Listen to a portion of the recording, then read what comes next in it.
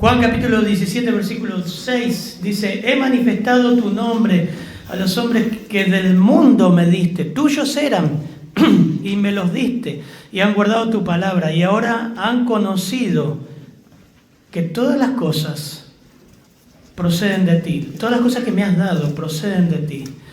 Porque las palabras que me diste les he dado y ellos las recibieron y han conocido verdaderamente que salí de ti y han creído que tú me enviaste.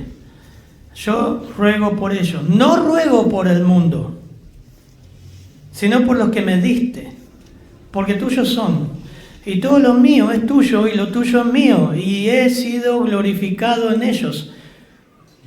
Y ya no estoy en el mundo, mas ellos están en el mundo, y yo voy a ti, Padre Santo.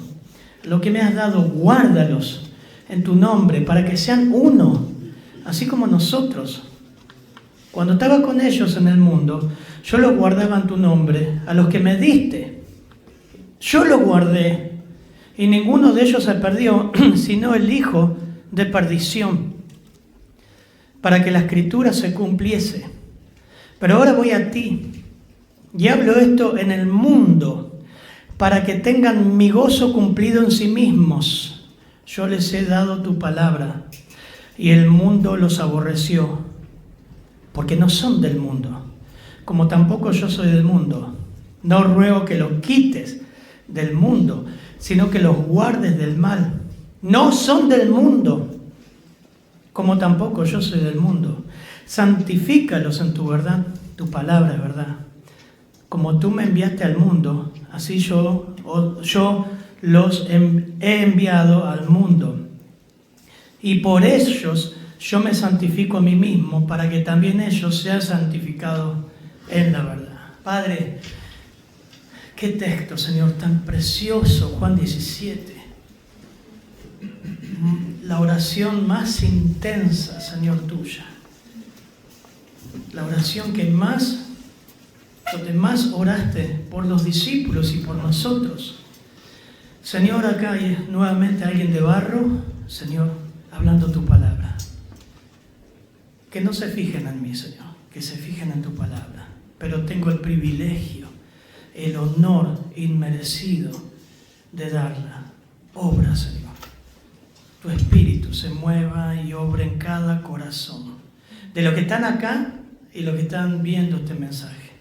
Para salvación, lo que tú quieras, Señor. Tu obra. Ilumina los corazones en tu nombre. Amén. Juan 17. En todo el ministerio del Señor, lo primero que hizo, eligió 12 hombres para que estuviesen con Él. Dice Marcos 13, 14 que los eligió para que estuviesen con Él. No para que hagan cosas, para que estuviesen con Él.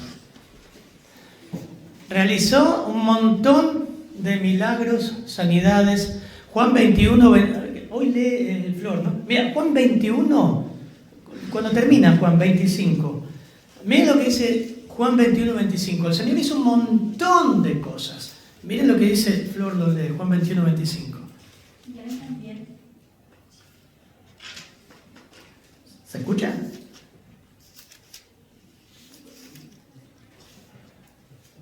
A ver si, ahí está, dice que sí, ahí está. Juan 21, 25, volvemos.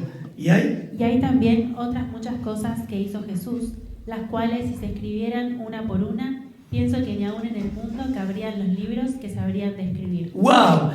O sea que Juan nos deja acá en relieve que el Señor hizo muchísimas cosas, milagros, cosas que no están registradas.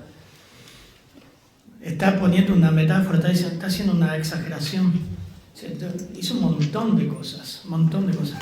Pero durante sus 3 años de ministerio público, el centro de su atención no fueron los milagros, fueron 12 hombres. Yo presté ese libro, no sé quién lo tiene. 12 hombres, si alguien lo tiene acá o está viendo esto, vos lo tenés. Ah, mira, 12 hombres comunes del patrón John MacArthur. ¿Viste? Está bueno. Ahí está. Bueno, cuando puedas, lo devolvés. Muy lindo. Y ahí te muestra cómo eran estos hombres, ¿no? Después, mira, una vez le decían al pastor, MacArthur escribió 12 hombres comunes y la mujer escribió mujeres extraordinarias. ¿Por qué? Siempre decíamos, ¿por qué esa diferencia? Bueno, volvemos. El Señor centró su atención en estos hombres. Sabía que le había prometido que le iba a enviar un consolador para acompañarlos cuando Él se vaya.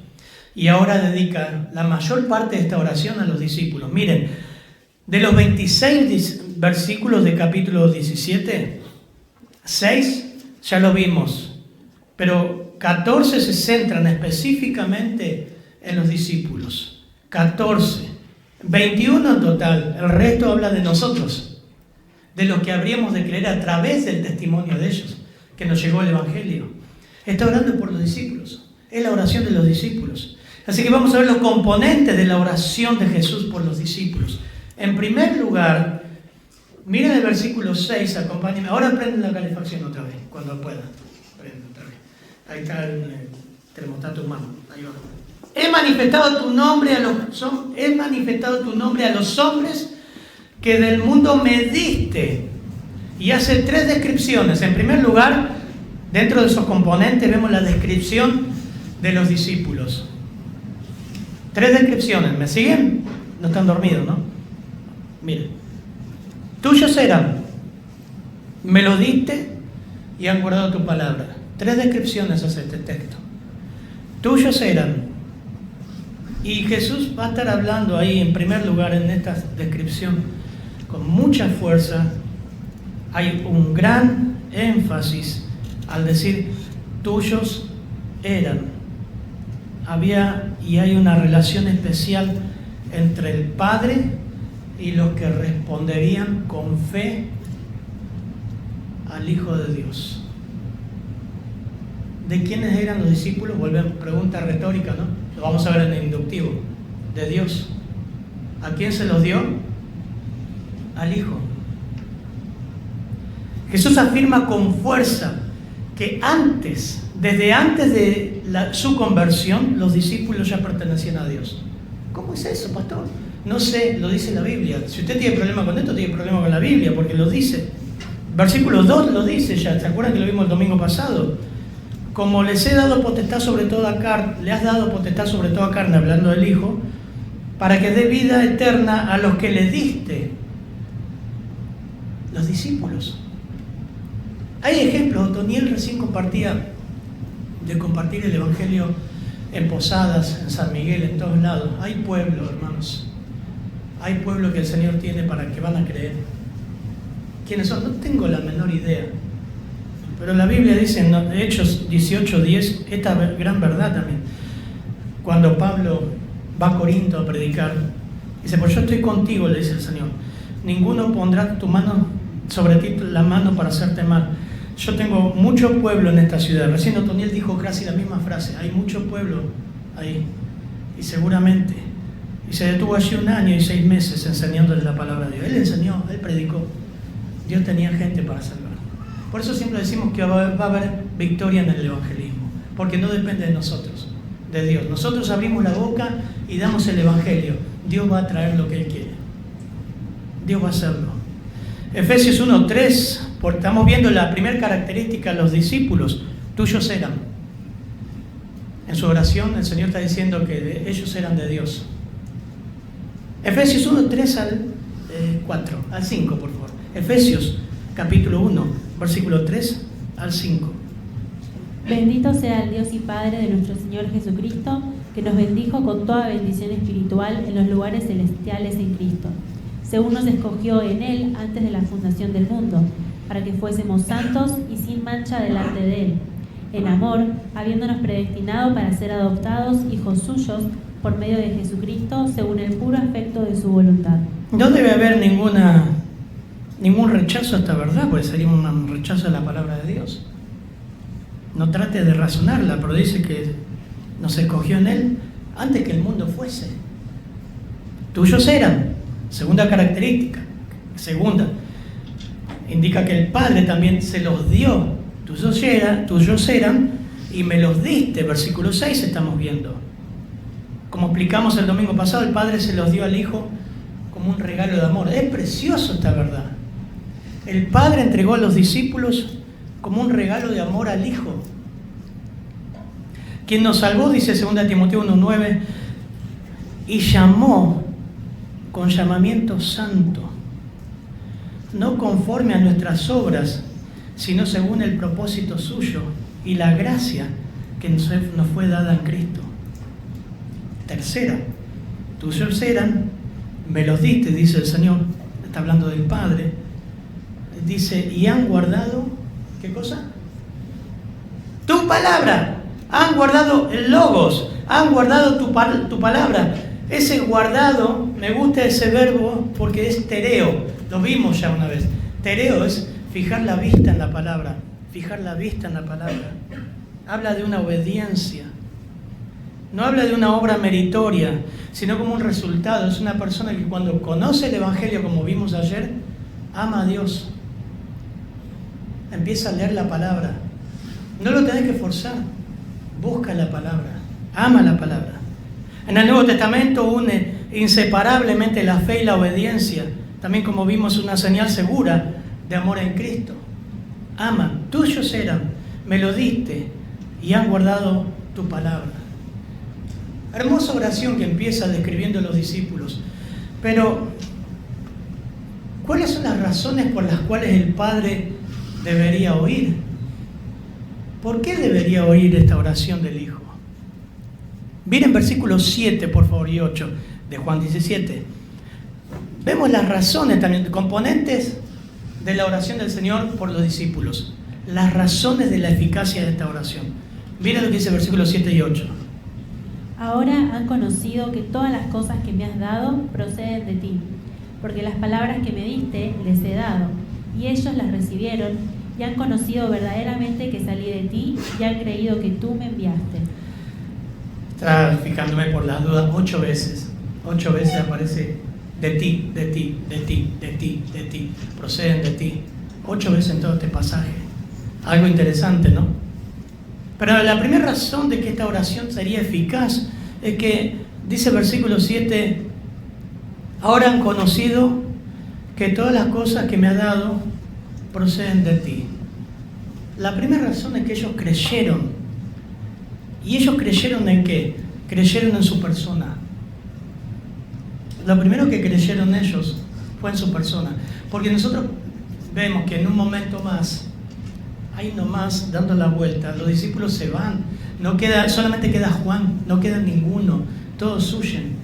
Pero eso no hace que ellos eran incrédulos, ellos creyeron. Fueron zarandeados. Y Jesús dijo, y he rogado por ti, Pedro, para que tu fe no falte. Pero ellos creyeron. ¿Qué creyeron en cuanto a su persona? 16:30, que lo vimos ahora hace poquito. Ahora entendemos, le dicen los discípulos, que sabes todas las cosas. Y no necesitas que nadie te pregunte.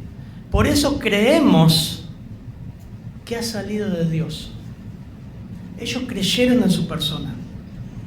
Tuvieron una comprensión de su persona. Cuando los fariseos, al oírlo, decían, este no echa fuera demonios, sino por Belcebú, príncipe de los demonios. Mateo 12. Atribuyeron a él que era el Dios de las moscas, el Dios del estiércol. Ahí es donde el Señor le dice, esa blasfemia no les va a ser perdonada. Y habla de su incredulidad. En comparación con los discípulos, ellos sí creyeron. Creyeron en su persona. Creyeron en su palabra. Miren, versículo 8. Porque las palabras que me diste les he dado. Y ellos las recibieron. Esto está diciendo el mismo Señor. Y han conocido verdaderamente que salí de ti. Y han creído que tú me enviaste. Eso habla de una actitud en cuanto a la palabra. Recibieron la palabra. La abrazaron. La creyeron. Miren el 14, lo que va a pasar con ellos a consecuencia de recibir la palabra. Versículo 14. Yo les he dado tu palabra y el mundo los aborreció, porque no son del mundo, como tampoco yo soy del mundo. Esa es una evidencia de ser cristiano, que recibieron la palabra. El mundo los aborreció. Y eso también va a ser una evidencia en nosotros. Vamos en contra del mundo. Y amamos a Dios. Tener la palabra de Dios en nosotros te va a hacer chocar con el mundo. Tu vida es transformada. Ya no sos el mismo. Bueno, esto ocurrió y lo vamos a seguir viendo con lo que ellos estaban viviendo. No solamente esa parte negativa, sino la positiva. Hechos 4:13 dice: entonces, viendo el denuedo de Pedro y Juan, sabiendo que eran hombres sin letras y del vulgo, se maravillaban y reconocían que habían estado con Jesús. Este es hermoso, este versículo es hermoso. Lo hacemos inductivo. ¿Cómo ellos, cómo el mundo, cómo los que estaban ahí escuchando a Pedro, escuchando a Juan, se daban cuenta que eran cristianos, que habían estado con Jesús por lo que hablaba de nuevo en la palabra?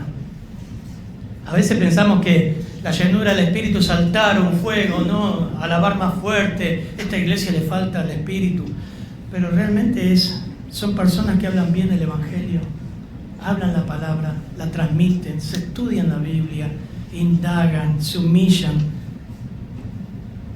Y eso vivieron los discípulos. Hechos 5:40 dice: convinieron con él, y llamando a los apóstoles, después de azotarlos, les intimaron para que no hablasen en el nombre de Jesús, y les pusieron en libertad. Lean Hechos, es lindo para leer Hechos lo que pasó en la iglesia primitiva. Y ellos salieron de la presencia del concilio. Miren cómo salieron: gozosos de haber sido tenidos por dignos de padecer afrenta por causa del nombre. ¿Cuál era ese nombre? Cristo. Y todos los días en el templo y por las casas no cesaban de enseñar y predicar a Jesucristo. ¡Pua! Toma mate. No se achicaban, ¿eh? Siempre dijimos, hermanos, a Esteban le tuvieron que matar a piedrazos para cerrarle la boca. ¿Y cuántos misioneros no hay, cuántos lugares en el mundo los matan para que no predique más? Nosotros nos tienen que dar cascotazos para que hablemos, porque aún así no hablamos. El denuedo. ¿Por qué el Señor iba a escuchar? ¿Por qué Dios iba a escuchar el clamor del Hijo?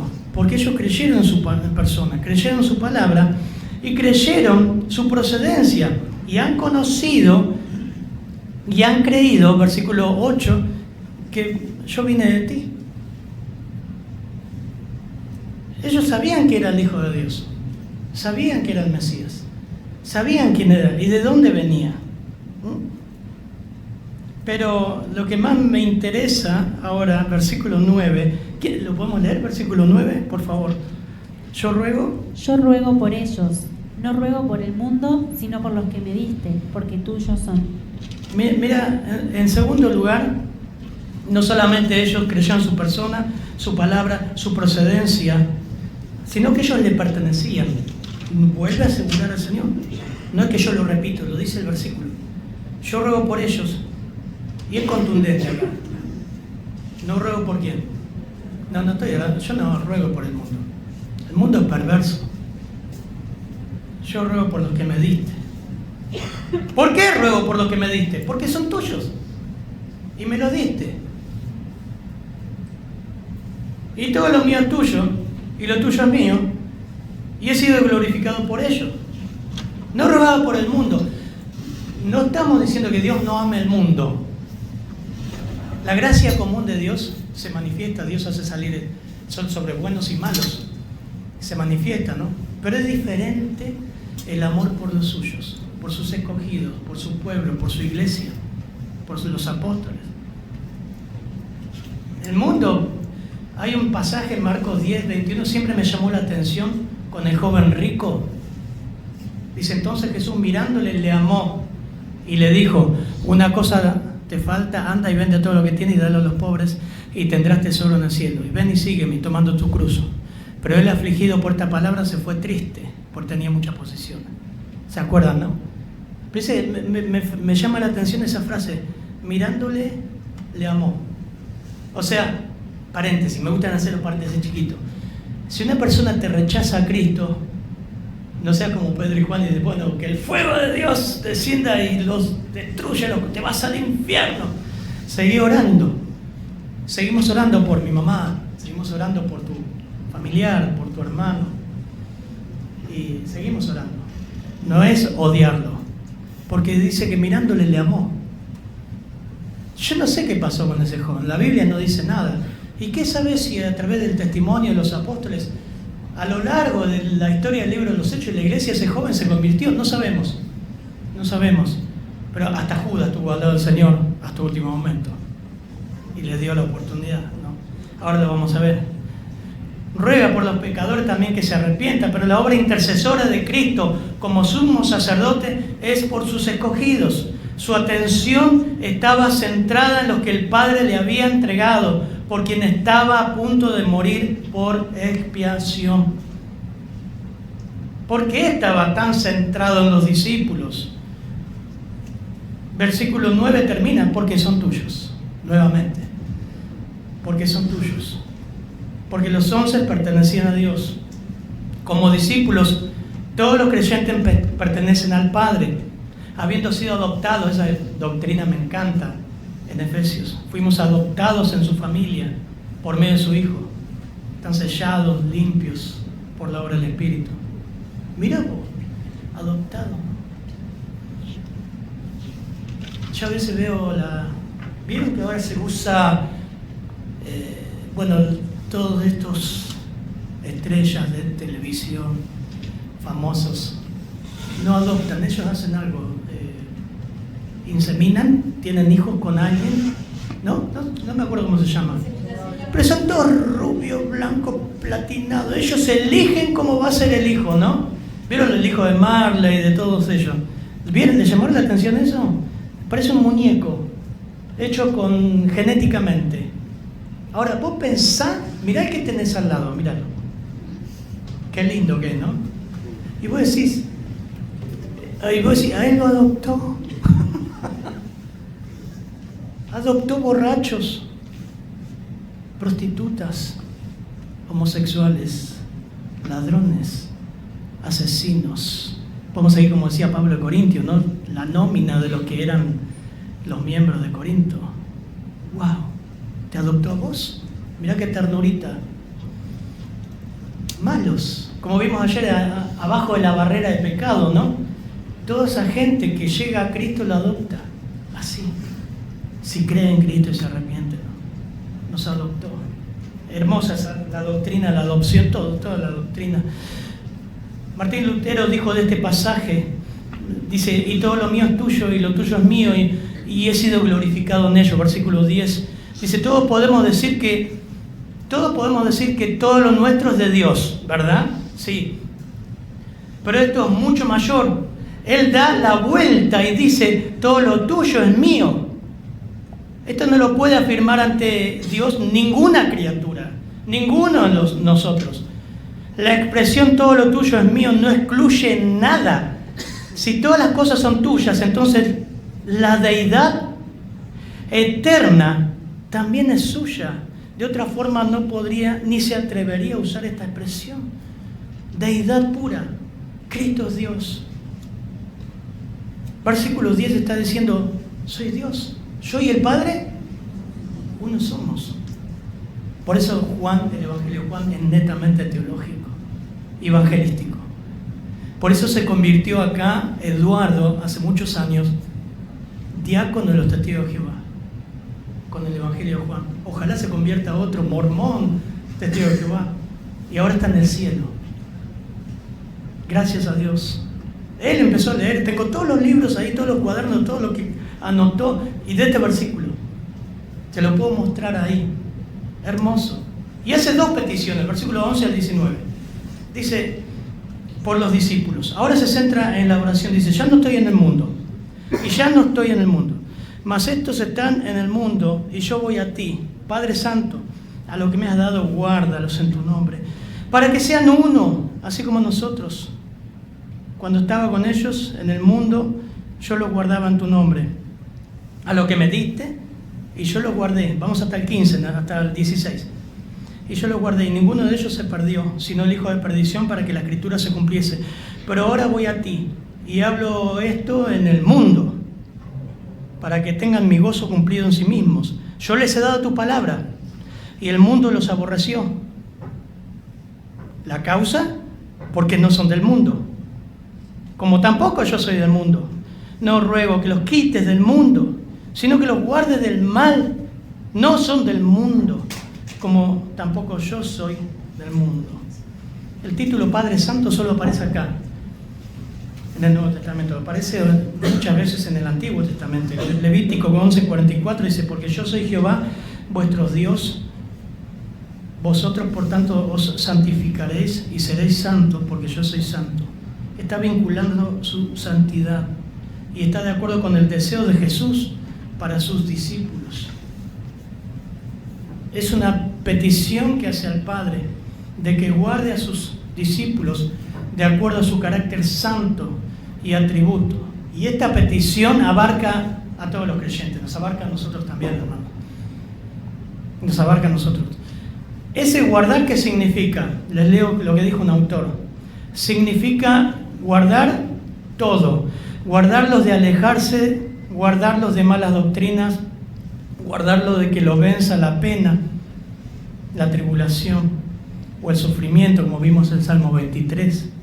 Significa guardarlos en la vida, guardarlos en la muerte. De esta primera petición aprendemos la seguridad absoluta del verdadero creyente. Si un creyente verdadero, uno que pertenece a Cristo, quien ha sido entregado al Hijo por el Padre, porque en el Hijo de Dios intercede, puede perderse, significaría la pérdida de la gloria de Cristo. La salvación no se pierde. No se pierde. Y acá te está dando evidencia. Es segura. Y hay un anhelo. Estamos en Juan 17. Vamos a ir al versículo 12, por favor, si lo podemos leer. Cuando estaba con ellos en el mundo, yo los guardaba en tu nombre.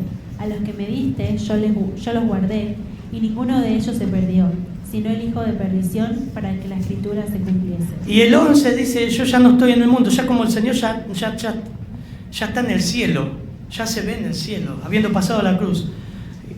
Y ya no estoy en el mundo, más estos están en el mundo, y yo voy a ti, Padre Santo, a lo que me has dado, guárdalo. Hace dos peticiones: protegerlos, cuidarlos. Y ese anhelo es para que sean uno, una sola cosa. Y el verbo está presente, está hablando de algo, y es dominante. Miren, versículo 21, versículo 22 y versículo 23. A ver si, Flor, lo podemos leer. 21, 22 y 23, hay una frase que se repite, por favor. Y si apagamos un poquito la calefacción, me estoy ahogando. Para que todos sean uno, como tú, oh Padre, en mí y yo en ti, que también ellos sean uno en nosotros, para que el mundo crea que tú me enviaste.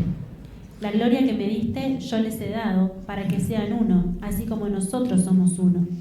Yo en ellos y tú en mí, para que sean perfectos en unidad, para que el mundo conozca que tú me enviaste y que los has amado a ellos como también a mí me has amado. Okay. ¿Vieron cómo se repite que sean uno, unidad? Y el patrón o el modelo es la unidad del Padre con el Hijo. Esa es la oración por los creyentes. Es interesante el énfasis, es insistente. Lo primero que el Señor ora y pide por sus discípulos, por protección, y el anhelo es para que sean uno, estén unidos. Whitcott, un comentarista, dijo: no es solo unidad de voluntad y amor, sino de carácter, de disposición espiritual, realizada perfectamente en armonía absoluta con Cristo.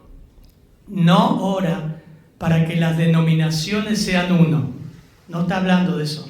Es más, en el tiempo de Jesús no había denominaciones.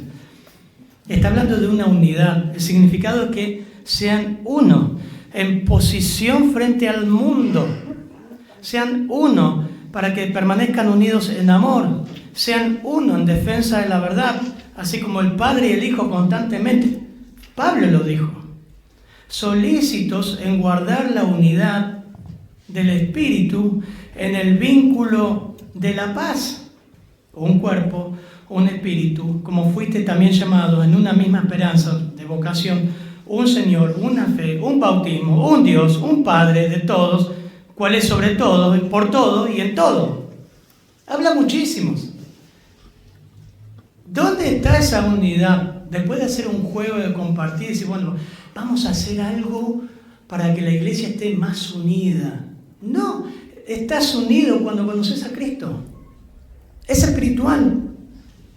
El Espíritu produce amor, compromiso, afecto por su pueblo, lo separa de lo mundano. Es espiritual, es interesante. Mire el que tiene al lado. Yo decía a Otoniel, tenemos de Perú, levanten la mano los de Perú. Ahí. Tenemos de Brasil. Tenemos de Bolivia, que ahora ya está en Bolivia, Don Miller fue a ver a su familia. ¿Qué más tenemos? Chile. Ahí está. Se me va. No sé. Paraguay. ¿Dónde está Paraguay? Y tenemos así. Y vos decís, ¿qué tenemos en común con toda esta gente? ¿Cómo podemos estar unidos? Lo conocimos a Carlitos y parecía que lo conocíamos toda la vida. Y aprendió castellano con nosotros. Nada. Lo pulió. Lo hizo Dios. Eso lo hace Dios. Lo que nosotros somos especialistas es romper la unidad a piedrazo y a cascotazo, como me dijo ayer Agustín. Nosotros lo que hacemos es romper la unidad. Pero me llama la atención antes de avanzar, la palabra de Dios dice la palabra solícitos. Pablo en Efesios 4:3. La iglesia debe ser solícita en guardar la unidad. Significa esto. La idea, espada, bueno, no les voy a decir la palabra en el original, pero significa esforzarse con diligencia, procurar con empeño, hacer algo con prontitud y dedicación, poner interés serio. No habla de algo pasivo, sino de una actitud activa y cuidadosa, no de hacer la unidad, sino de cuidar la unidad. En sentido, este versículo sería algo así: esforzándose diligentemente por conservar la unidad que el Espíritu Santo produce. La unidad ya fue creada por el Espíritu. Los creyentes no la fabrican, sino que deben cuidarla con humildad, mansedumbre, paciencia, solícitos, evitar divisiones innecesarias, priorizar la paz, actuar rápidamente para reconciliarse, hacer todo lo posible. Parafraseando el pasaje de Pablo, dice: pongan todo su empeño en preservar la unidad espiritual mediante la paz. Wow, hay mucho para hablar de esto, ¿no? Pero eso está orando el Señor. Por eso oraba, versículo 21, 22, 23, oro para que sean uno y se mantengan. Versículo 12, por favor, hermana. Cuando estaba con ellos en el mundo, yo los guardaba en tu nombre. A los que me diste yo los guardé, y ninguno de ellos se perdió, sino el hijo de perdición, para que la escritura se cumpliese. ¡Qué texto, por favor! ¡Qué tremendo! Yo lo guardé. La palabra ahí, guardar, fulazo, doble S, significa cárcel. Guardar como una cárcel, guardar muy bien. Guardar muy bien. Eso está hablando de que nos guarda, nos vigila, nos cuida el Señor. Hermoso, ¿no? Aunque ande en valle de sombra de muerte, no temeré mal alguno. Tu vara, estad quietos y conoced que yo soy Dios. No hagan nada.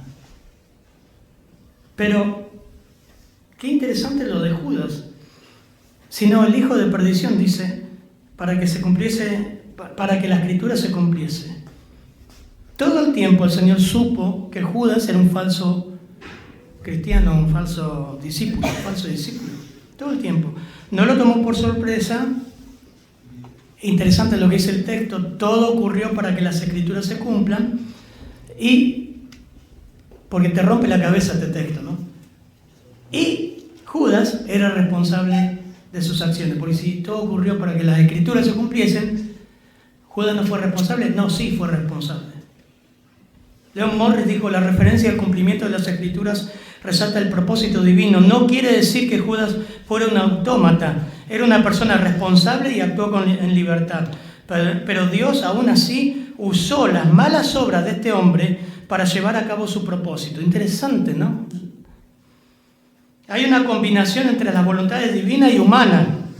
Pero en este pasaje el énfasis está en el aspecto divino, no en el humano. Al final, cuando entregó a Jesús para ser crucificado, se hizo la voluntad de Dios. Decime de eso.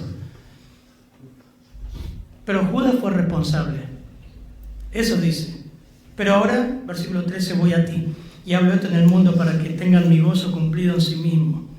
Parece que Jesús ya estaba pisando el cielo y hace esa petición de protección.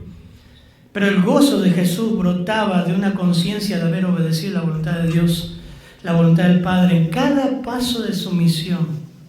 Y los discípulos harían lo mismo. Esto se ha cumplido, esto se ha cumplido, esto se ha cumplido. ¿Sabes que una de las formas de glorificar a Dios es cumplir lo que Dios te da? No hay otra. Eso lo dijo el Señor. No venga a decir, yo quiero glorificar a Dios. Bueno, ¿en qué?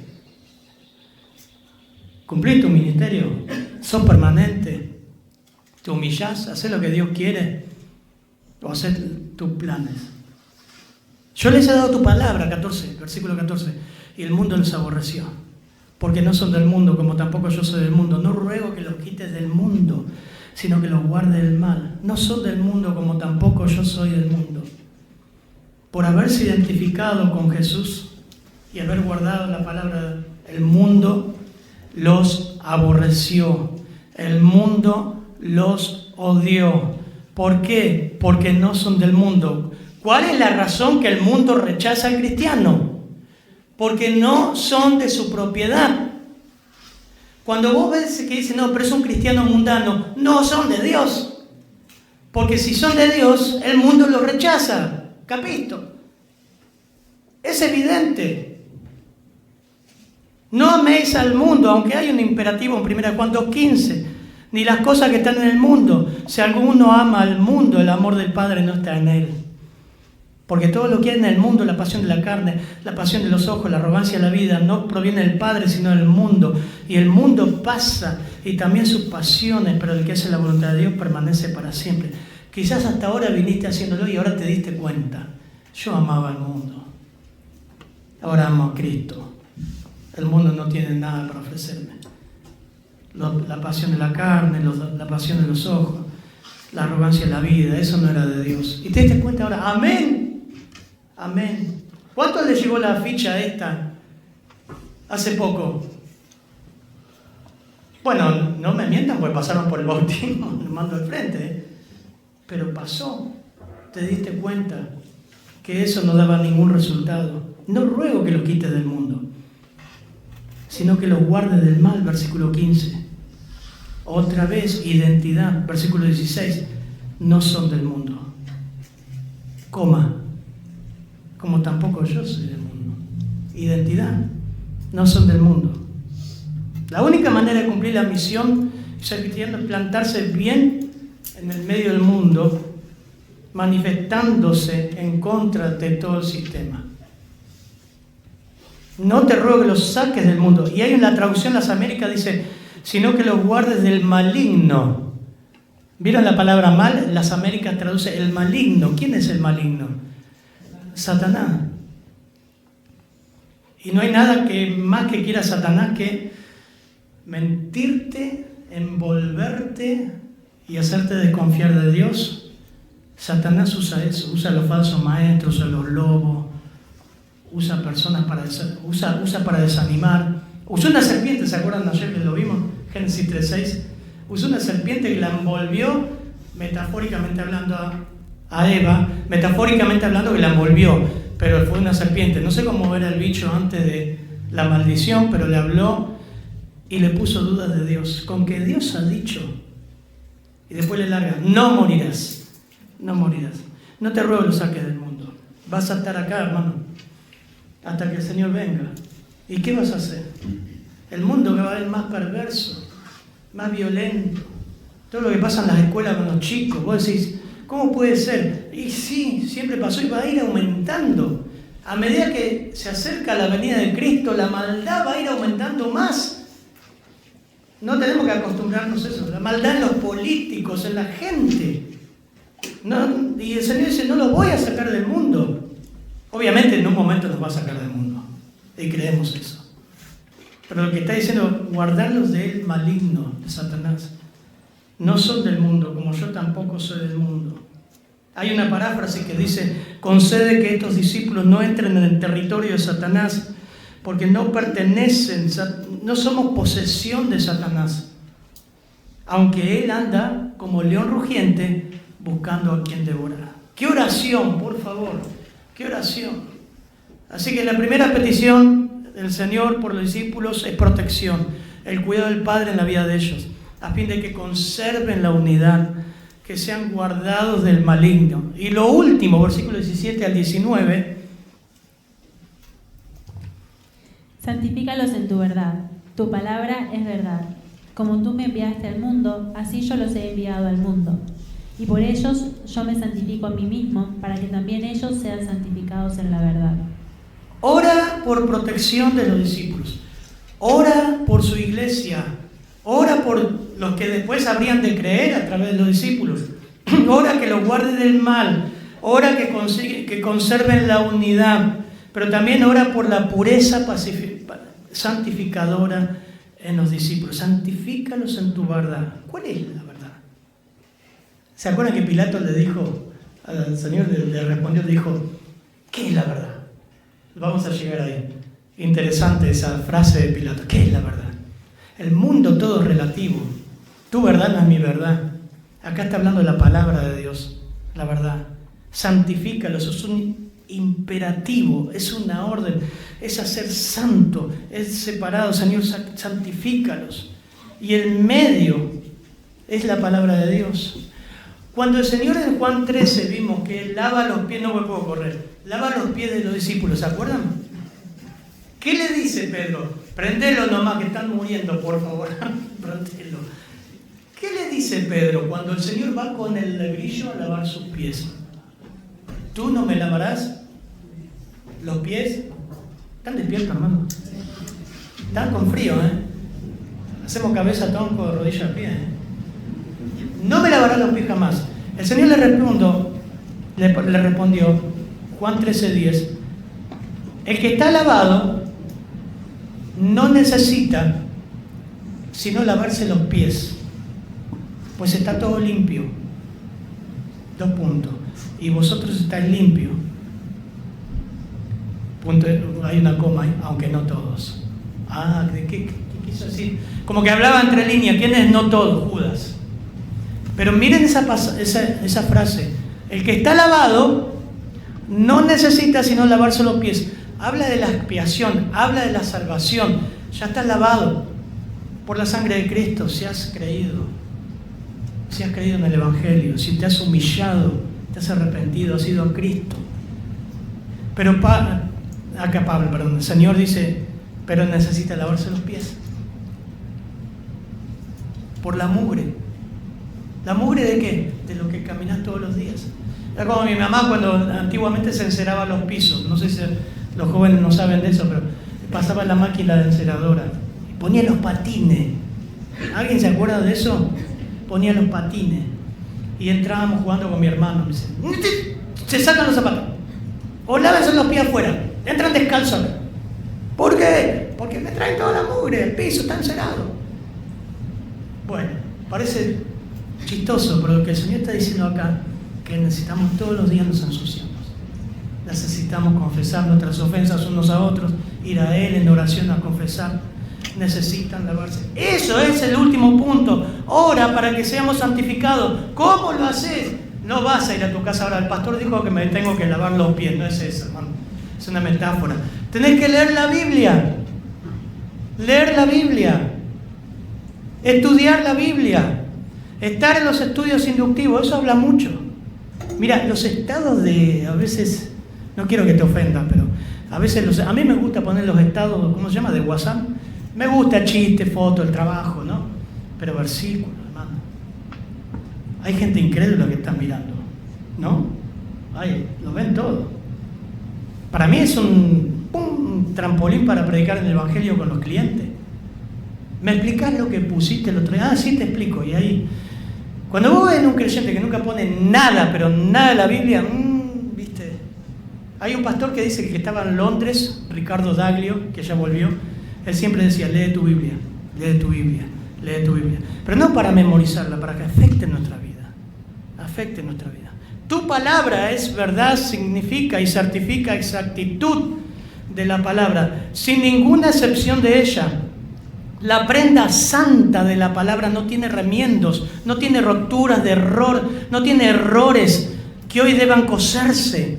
Tu palabra, quiere decir toda ella, la palabra del Antiguo Testamento que Jesús aprobó una y otra vez, más la revelación que Jesús añadió en persona con los evangelios, con la promesa de preservación perfecta a través del Paracleto, el Espíritu Santo, que inspiraría a los discípulos, a los apóstoles a escribir los evangelios, a Pablo, a Santiago, a Judas, otro Judas. Toda la palabra es necesaria para la santificación del creyente. Cuando estudiamos Palabra Vida, también estudié, me decía, creo que era Norberto Jiménez, siempre decía, Tomás, no sé si te acuerdas, decía, este libro te va a apartar del pecado o el pecado te va a apartar de este libro. Es así. Es así. La ley de Jehová es perfecta, que convierte el alma, al testimonio de Jehová es fiel, que hace sabio al sencillo. Salmo 119, 11. En mi corazón he guardado tus dichos para no pecar contra ti. Pedro más adelante diría, deseen como niños recién nacidos la leche espiritual no adulterada, para que por ella crezcan para salvación, si es que han gustado la benignidad del Señor. Como tú me enviaste al mundo, así yo lo he enviado al mundo. Y por ello yo me santifico a mí mismo, para que también ellos sean santificados en la verdad. Versículo 19. La santificación de Jesús para cumplir la voluntad del Padre incluía la entrega de su vida en muerte. En cambio, la de sus discípulos, la entrega de su vida en la misión asignada, aunque también dieron sus vidas por el Evangelio. Menos Juan, todos murieron en forma que entregaron sus vidas crucificados, decapitados por el Señor. Hermanos, esta fue la oración de Jesús, ser guardados en todo sentido espiritual, a fin de que conserven la unidad, puedan estar en pie en un mundo perverso. No te llama a Dios a estar en un monasterio aislado. No, yo no quiero contaminarme del mundo. No te manda a hacer homeschool para que tus hijos no se contaminen del mundo. ¿Y Moisés dónde estuvo? Te manda a que seas guardado del mal. Están en el mundo, pero no son el mundo. A ser diferente, a ser la sal del mundo. Ora por su santificación, su consagración a la misión que los había llamado, apegados a la palabra de verdad, como elemento santificador, llevando el Evangelio en una generación perversa. Vamos a orar. Padre, ayúdanos a orar como Jesús oraba, Señor. Ayúdanos a hacerlo también, como Pablo decía, los anticuerpos de la iglesia. Esos glóbulos blancos que actúan en las infecciones, que detectan las heridas, corrigen, comen las infecciones, para que estemos unidos. No somos iguales, no vamos a estar unificados, pero sí unidos, en un mismo sentir, enfrentando las presiones, tentaciones, aflicciones, el mundo, Señor, bien parados como iglesia, Señor. Ayúdanos a eso, Señor. Señor, y queremos leer la Biblia más. Es lo único que nos va a santificar, es lo único que nos va a limpiar, leer la Biblia. Comprometernos con los estudios inductivos, comprometernos con idear, con lo que sea, Señor, pero estudiar la Biblia. En tu nombre, Señor. Amén.